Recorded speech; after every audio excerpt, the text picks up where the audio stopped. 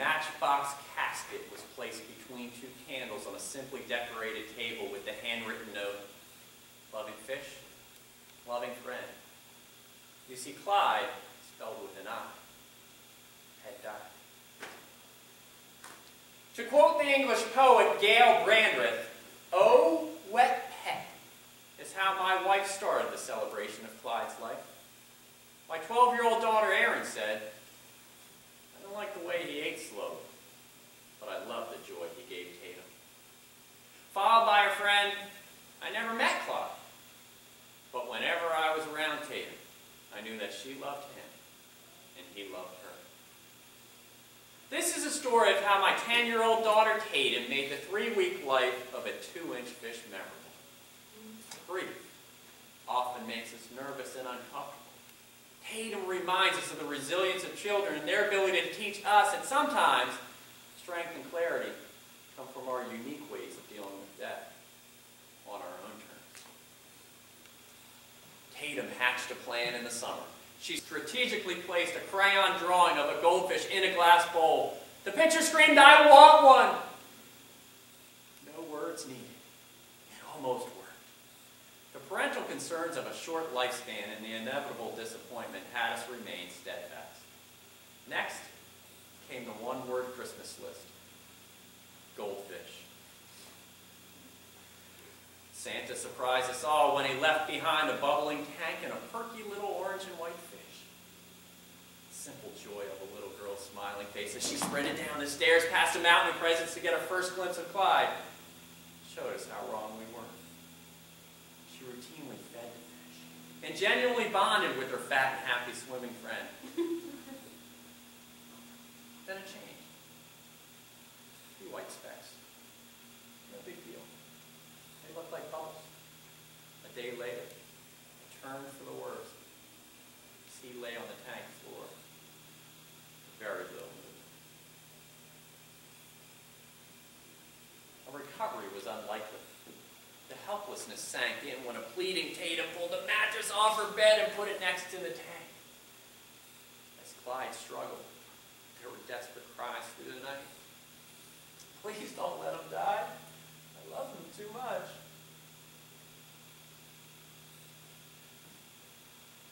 You can't dismiss the grief of a child, but you can watch your spirit and adaptability in amazement.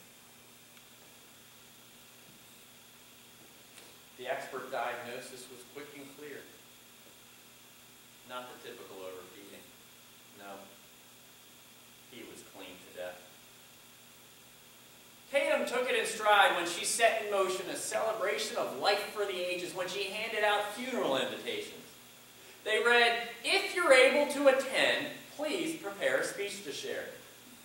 My speech writing skills have never been more tested. Tatum said he was to be buried in the yard. I guess flushing wasn't an option. How was I going to dig a hole in the ground in Maine in January? As the YouTube clip "Sad Fish Song" played in the background, a group of friends and family gathered. There were some older sister snickers, but the speech themes were constant. The joy Clyde brought to Tatum. After a rousing rendition of "Amazing Clyde," where the group had to be reminded that it was a funeral, not a concert, my vulnerable youngest daughter delivered the eulogy.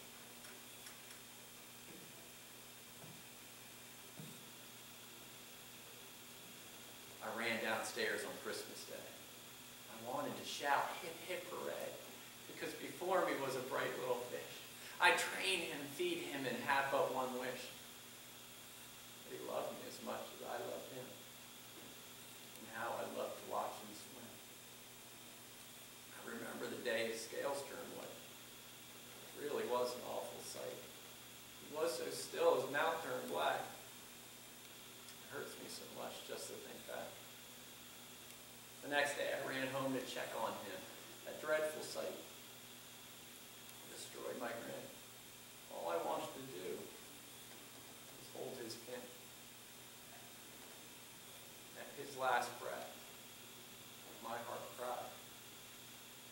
dear, beloved Clyde had died.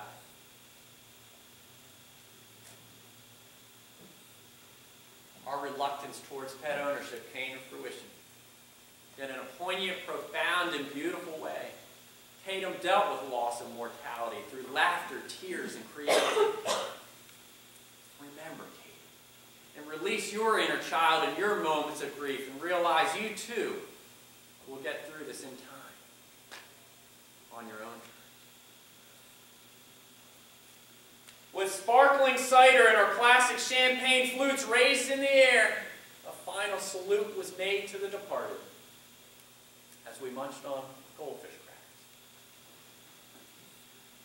A new day, a new spirit, dealing with death her way. A small container of Clyde's water sat on the windowsill as Tatum happily talked with her new friend, Gil.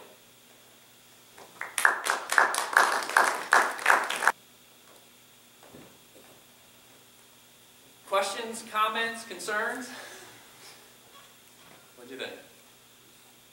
Do you memorize it all, or have you? Yeah, a lot. What's interesting is I have a 20-minute drive to work. So I spend those 20 minutes listening to the radio. When it hits a commercial, I would turn it off and memorize a paragraph. And so I'd memorize a paragraph up, and then I'd recite it on the way back. And so day 2, I'd go into the second paragraph and then repeat the first, and then I'd just keep building off of that. So after about a week, I can get through a page. And I know how many words I do per minute, and if you don't, you should probably figure it out. Look at a page and figure out how long it takes you to read it. I do about 125 words a minute, so I knew as soon as I got to the first page, it's a 7-minute speech for me. So I knew with the transformation speech how many pages and words I needed to have. So I know now when I write a speech where I need to start cutting out. But I'd start memorizing it. But what's interesting is I would practice for these contests, and I would know it cold in the car. But as soon as I got up on stage, things changed. Because I was a completely different atmosphere. And what I realized, because your first thought is, oh wow, the crowd's scaring me. Maybe I'm looking in their eyes and all of a sudden something's happening. What I realized was I didn't know, I wasn't where I thought I was in the drive from where I knew it was memorized. So what's interesting is when all of a sudden, I'll memorize it now to get the words down straight. But I did a lot of walking on the stage, and I'm hoping it wasn't distracting. Some people may think that it was, but it becomes a casual walk that I know that there was a section here that I forgot. I forgot the words. Did you guys know anywhere within that I forgot anything? You probably. Right, when you were right over there, right. When I was right over here. But I knew when I got here what should have been coming up. So I couldn't remember the exact word to get me there, but I was able to get through it because I knew what section I needed to be on. And so you can use the stage to your advantage. I'm also painfully shy and introverted. I know you may not believe that. But when I first started contests, this is how I would do it. And so I would go back and forth because I had nervous energy in me that I had to get out. And someone said, well, that's distracting. I said, no kidding, but what else do you want me to do? And they said, you need to stand still and anchor your stories. So where you are on stage, a lot of times your stories can be remembered with your message based off of where you're standing on stage. So I stood like this for 7 minutes in the contest. And they said, you didn't use the stage. And I said, all right, now you guys have to help me out.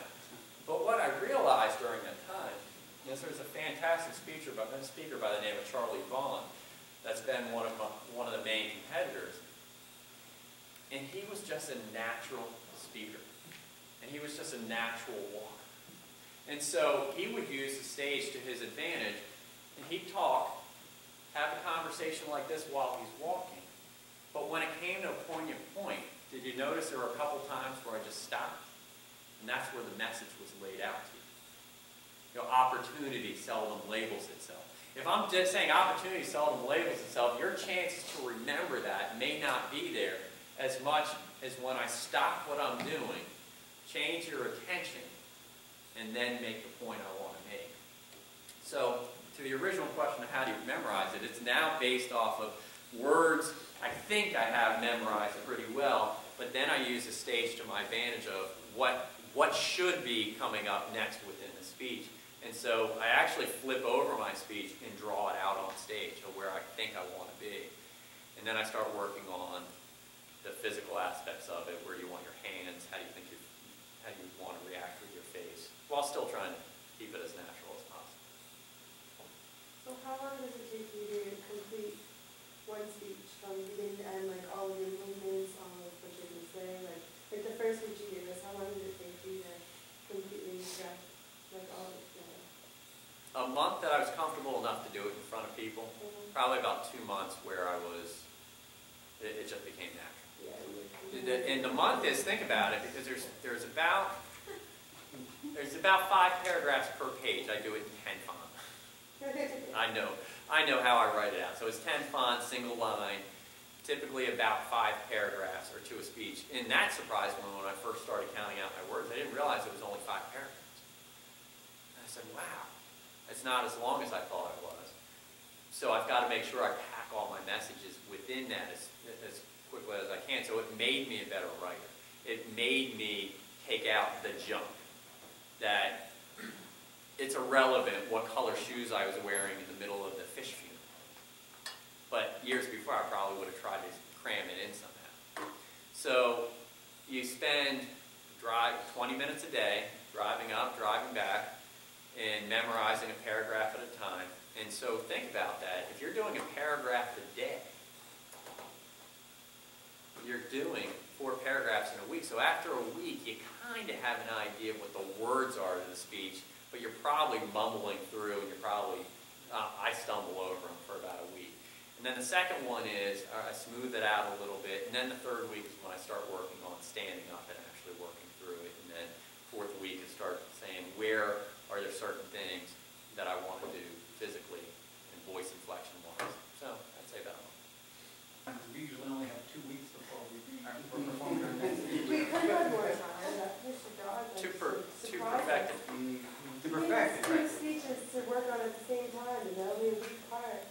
Well, it's interesting because in Toastmasters, and this is what I didn't realize, is I try to do a speech a month, and I'd write it out, which takes a little bit of time. You write it out, and you start to memorize it, and you do it, and then you say, that's nice.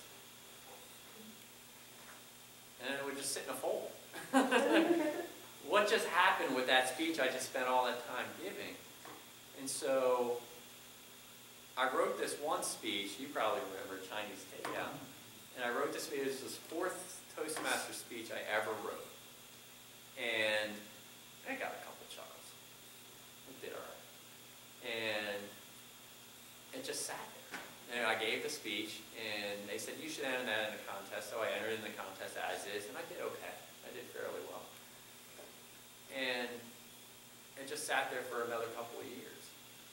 And I'm not very funny, according to my wife. So I decided I was trying to rack my brain to say, what could I write on a speech for a humorous speech contest? And I really couldn't think of one, and it was coming up pretty quick. So I said, I'm going to dust this one off. And I reread it. I was lucky to get a couple chuckles out of it. It wasn't as funny as I thought. It wasn't written as well as I initially thought in my head somewhere along the lines. And I rewrote it. Same speech, same content, and revamped the entire thing. And it ended up getting me to the finals. I won the States of Maine finals and went on to the regional finals with it. And the lesson here is go back and revisit some of the work that you've done and realize it can still be better. And that's 2 weeks, 4 weeks. I mean, everything can constantly be better. It can be written better, it can be delivered better. Everyone can provide feedback to it.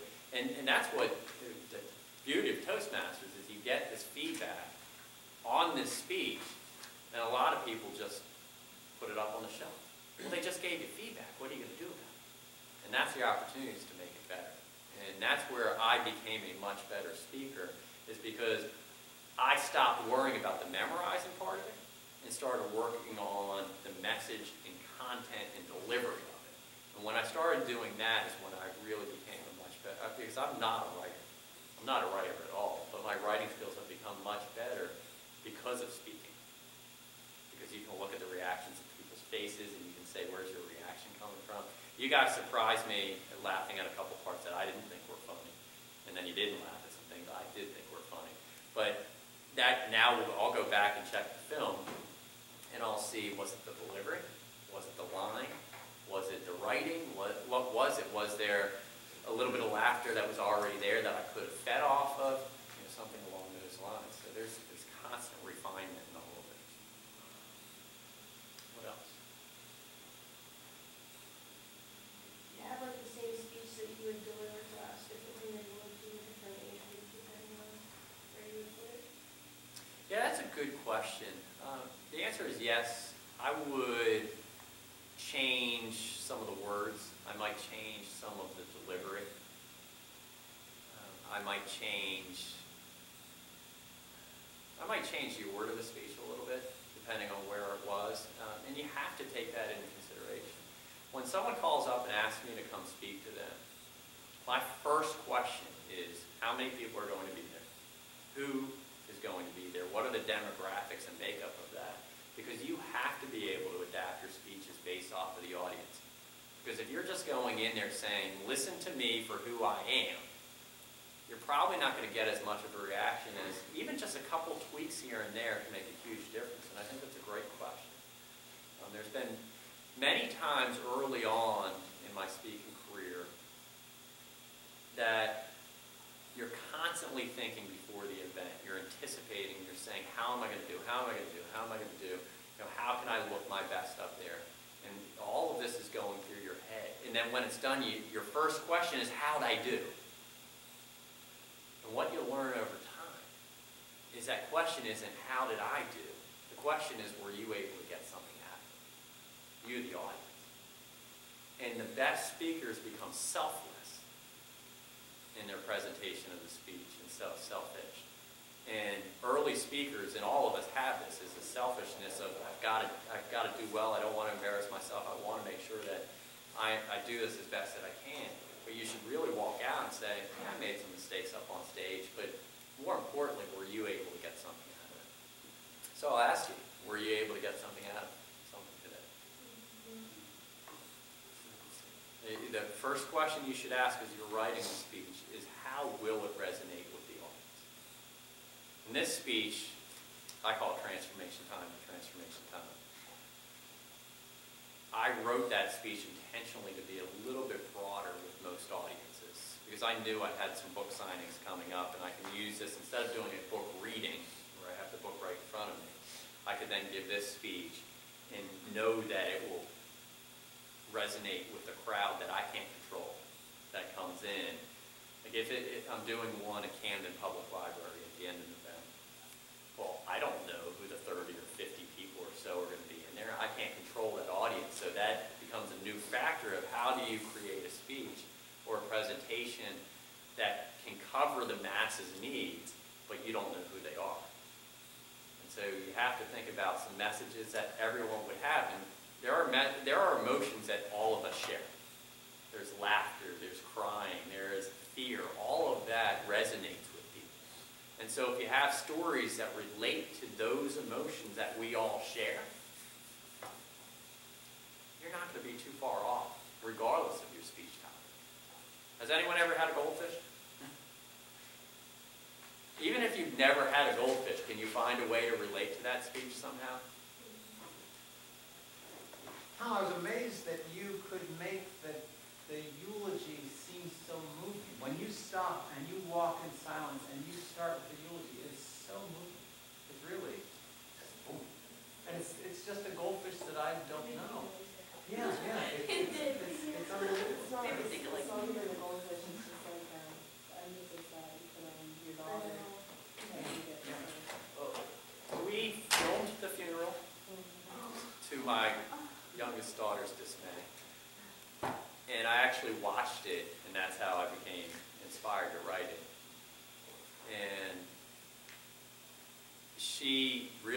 it's 100% true. And I delivered that speech 2 weeks ago, probably for the third time in front of people. And the woman simply turned to me and said, my MDI friend, and said, no emotion. No emotion. She said, you had no emotion. And I have, personality-wise, painfully shy, painfully introverted. That is who my true personality is. There is a stage personality that comes out because I enjoy and feed off the energy of sending messages like that. But painfully shy, introverted Tom has learned through the business world that I've always been very stoic, very businesslike, very focused, less personable in what I was sharing with people. And so that left the perception, real or not, that I was cold, that I was calculated, that I was too businesslike, and that I just didn't share anything personal. And Toastmasters over the last 4 years has said it's okay to share those types of stories. And so I sat there and just went back in my head of watching the event in my head and thinking of my daughter as she was going through that. And she's a very sensitive soul, completely opposite of what I am, but it helped in thinking about how I get that message across to everyone. But Toastmasters has taught me, even in the business world, that it's okay to be personal. It's okay to share these stories because they are going to relate to people. And where I was fearful of sharing stories about my wife, my daughter, my dogs, my fish, have actually made me stronger in the business world in the eyes of people who are making decisions about my career. And it's very counterintuitive from what I would have ever dreamed of. And I'm now having, all of that was true, transformation time, because I am who I want to be. I'm being who I am at work, and that's who I am. I'm not pretending to be anyone. I'm not trying to impress anyone. I'm just trying to be me and getting the work done, working hard, working smart. And that has made a difference in my presentation skills. It's made a difference in me enjoying life, enjoying work, and being just that much more satisfied when I'm doing it.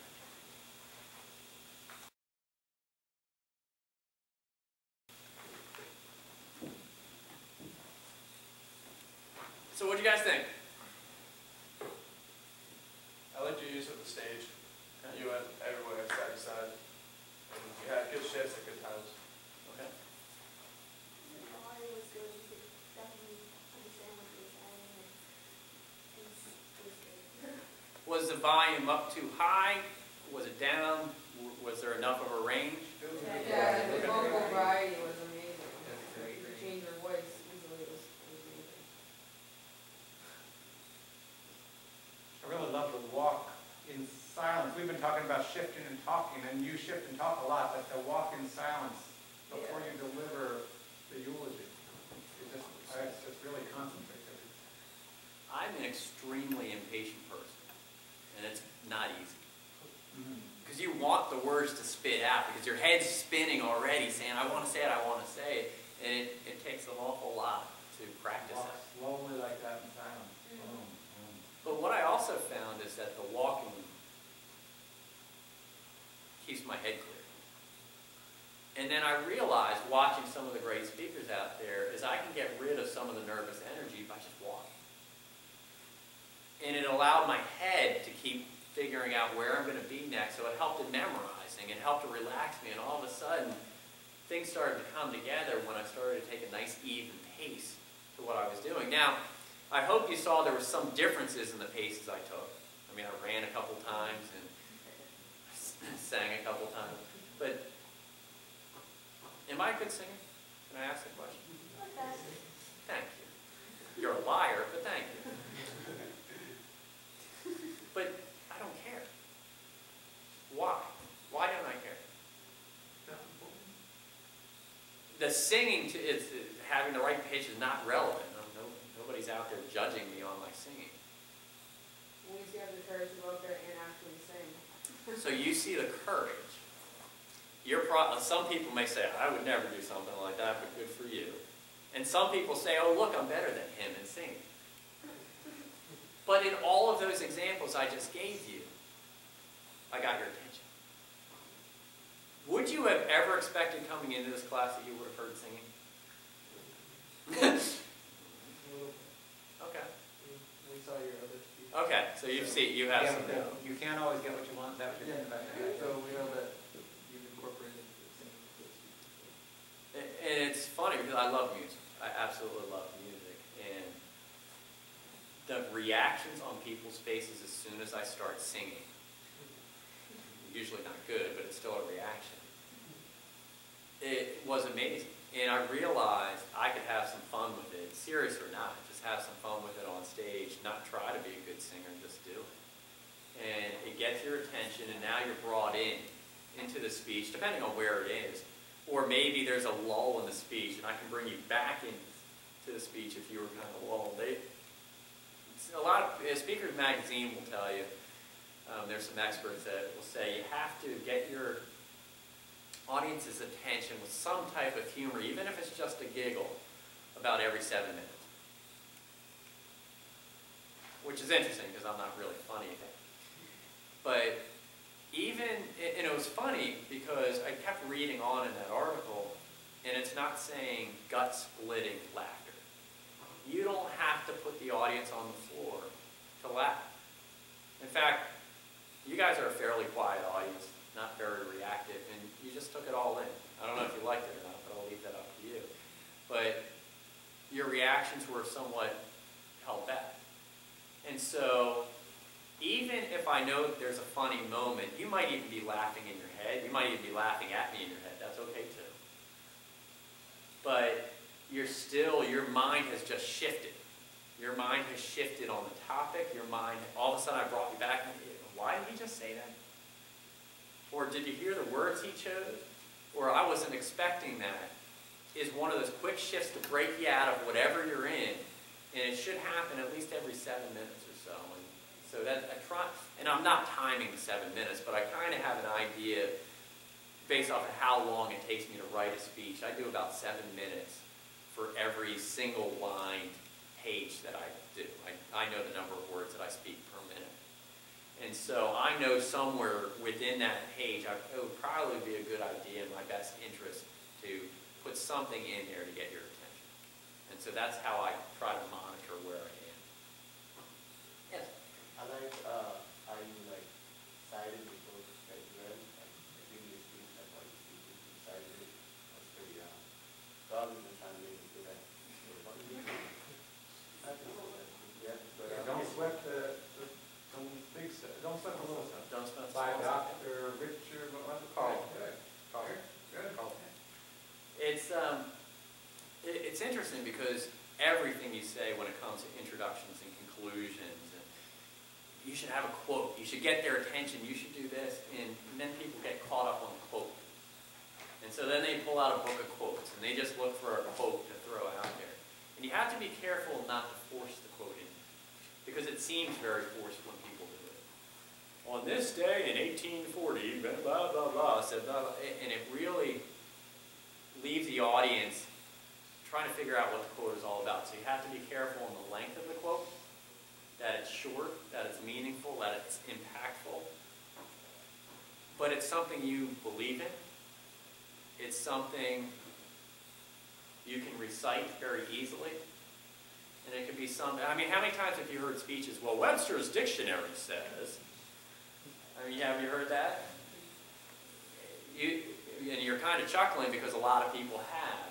So, in your effort to try to differentiate yourself as a speaker, ask yourself if you're able to do that by saying, in Webster's dictionary, ... Can you use it? Sure. But you're also looking for ways to differentiate yourself. And quotes allow you to do that. You have to ensure you give the appropriate credit when it's due. Just to make sure you're not stealing anybody's line. I did see something in one of the Speakers magazines that said, the first time you give it, you want to absolutely give credit for it. The second time, you want to remember somebody said it. And then in the third time, it's yours. I'm kidding. I'm kidding. But make sure you give the appropriate credit, but make sure it has meaning to your speech. And I hope that you felt that it did there. I mean, that's a book I keep on my desk, and I literally have read it once a day for 15 plus years.